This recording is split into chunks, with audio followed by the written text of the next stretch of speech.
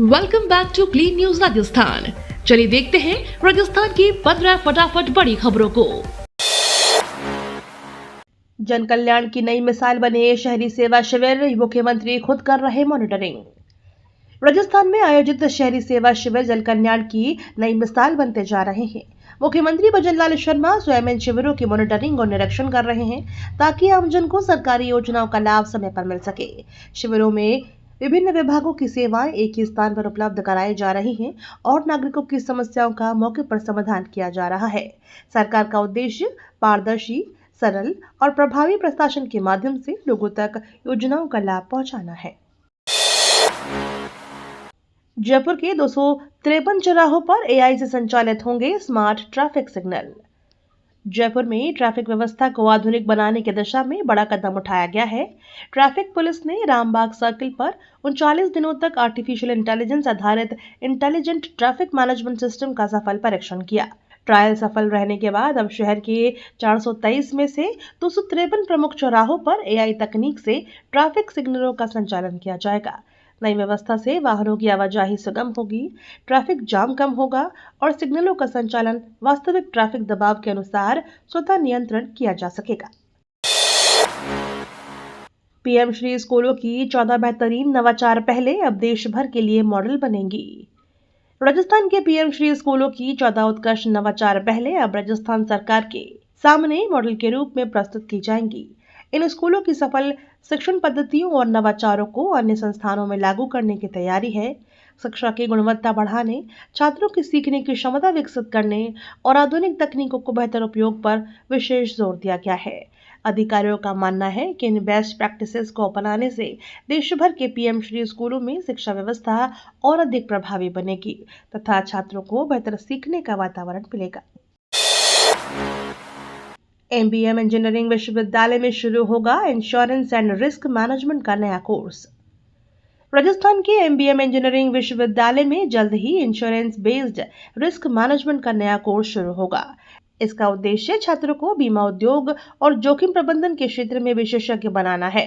Course में आधुनिक बीमा प्रणाली, जोखिम मूल्यांकन, वित्तीय सुरक्षा और क्लेम मैनेजमेंट जैसे विषय पढ़ाए जाएंगे। इससे छात्रों को बीमा कंपनियों, बैंकों और वित्तीय संस्थानों में रोजगार के बेहतर अवसर मिलेंगे।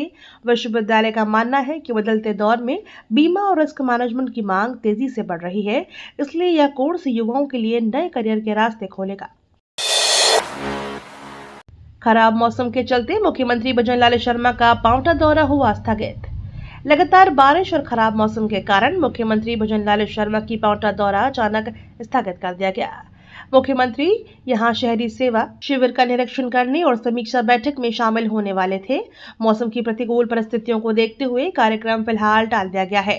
प्रशासन ने बताया कि नई तारीख की घोषणा बाद में की जाएगी। खराब मौसम को देखते हुए सुरक्षा और यात्रा संबंधी सभी पहलुओं को ध्यान में रखकर यह निर्णय लिया गया। किसानों को राहत, फसल बीमा और खाद्य व्यवस्था में होंगे कई अहम सुधार।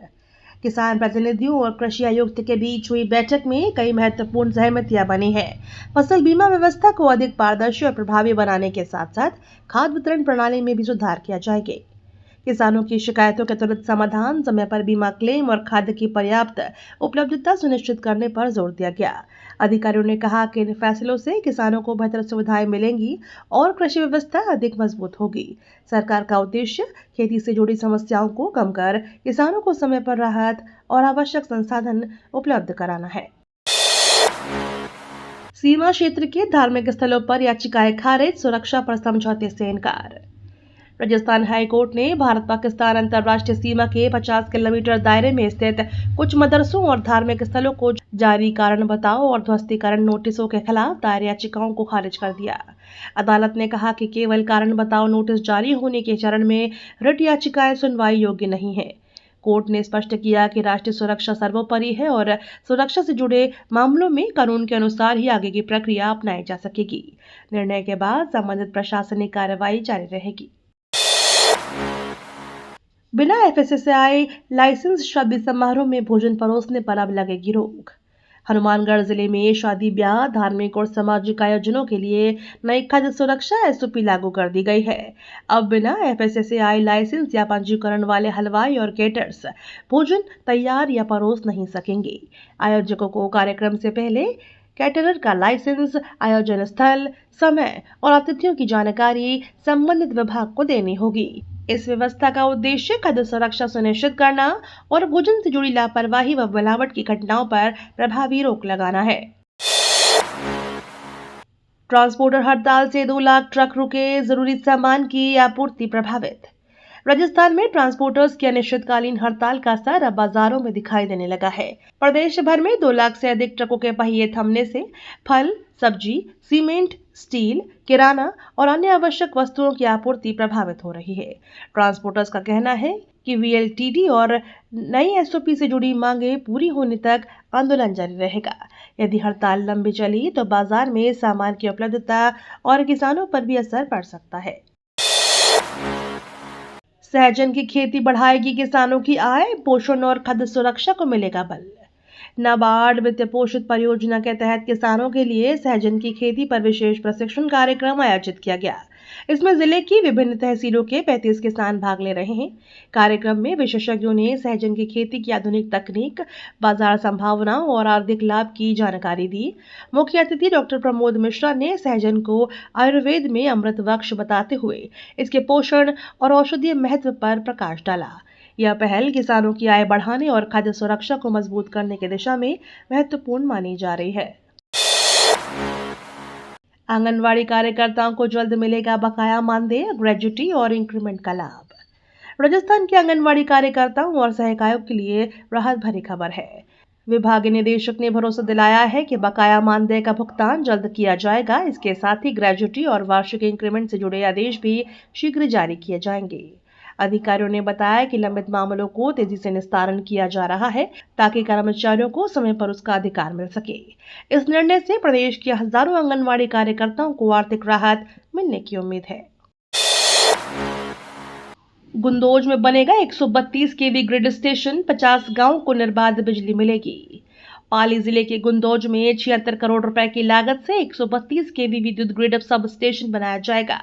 इस परियोजना के पूरा होने के बाद आसपास के 50 गांव के करीब 80,000 लोगों को बेहतर और निर्बाध बिजली आपूर्ति मिल सकेगी। नए ग्रिड स्टेशन से बिजली आपूर्ति की क्षमता बढ़ेगी और बार बार होने वाली कटौती की समस्या से भी कमी आएगी। सरकार का उद्देश्य ग्रामीण क्षेत्रों में मजबूत विद्युत ढांचा तैयार कर विकास कार्यों को गति देना है। दूध उत्पादक किसानों को बड़ी राहत, 250 करोड़ रुपए सीधे खातों में मिलेंगे। राजस्थान के दूध उत्पादक पशुपालक किसानों को जल्द बड़ी आर्थिक राहत मिलने वाली है। सरकार 250 करोड़ रुपए की सहायता राशि डायरेक्ट बेनिफिट ट्रांसफर यानी डीबीटी के माध्यम से किसानों के बैंक खातों में भेजेगी।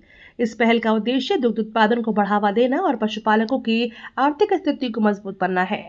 समय पर मिलने वाली इस सहायता से किसानों को पशुपालन से जुड़े खर्चों में राहत मिलेगी और दुग्ध व्यवसाय को भी प्रोत्साहन मिलेगा। बारिश की बेरुखी से राजस्थान के बांधों का जलस्तर घटा, बढ़ी चिंता। जुलाई का महीना बीतने के बावजूद राजस्थान में मानसून अपेक्षित बारिश नहीं दे पाया है। बारिश की कमी का असर अब प्रदेश के बांधों के जलस्तर पर भी साफ दिखाई देने लगा है। कई जलाशयों में पानी का स्तर सामान्य से कम बना हुआ है, जिसकी पेयजल और सिंचाई व्यवस्था को लेकर चिंता बढ़ गई है। मौसम विभाग आने वाले दिनों में बारिश की संभावना जता रहा है, जबकि प्रशासन जल संसाधनों के बेहतर प्रबंधन और स्थिति पर लगातार नजर बनाए हुए है। राजस्थान में कॉलेज नामांकन घटा, लगातार दूसरे साल नेगेटिव ग्रोथ दर्ज हुई।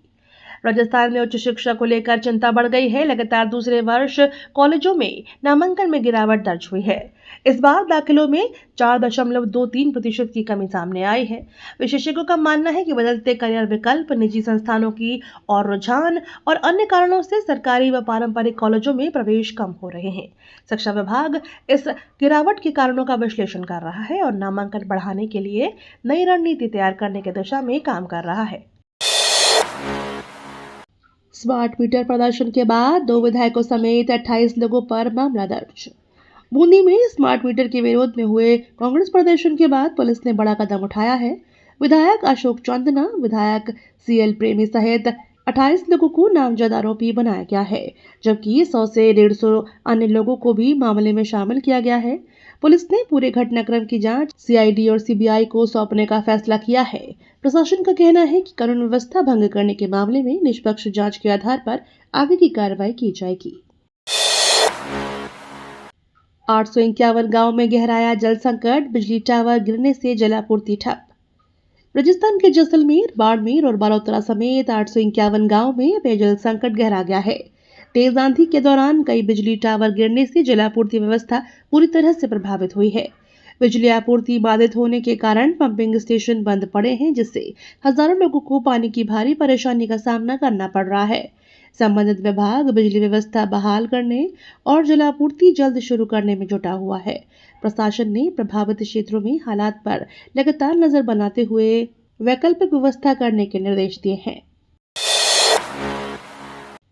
कांग्रेस संगठन में बड़ा बदलाव, 25% मंडल अध्यक्षों की छुट्टी लगभग तय। राजस्थान कांग्रेस संगठन में प्रदर्शन के आधार पर बड़े बदलाव की तैयारी चल रही है। पार्टी की समीक्षा में कई मंडलाध्यक्ष अपेक्षित प्रदर्शन नहीं कर सके, जिसके बाद करीब 25% पदाधिकारियों को हटाने की संभावना जताई जा रही है। संगठन को अधिक सक्रिय और प्रभावी बनाने के उद्देश्य से यह कदम उठाया जा रहा है। पार्टी नेतृत्व का मानना है कि बेहतर काम करने वाले कार्यकर्ताओं को जिम्मेदारी देकर संगठन को आगामी चुनावों के लिए मजबूत बनाया जाएगा। ब्रिटेन में हुआ बापजी महाराजा ऑफ मारवाड़ जोधपुर पुस्तक का भव्य विमोचन।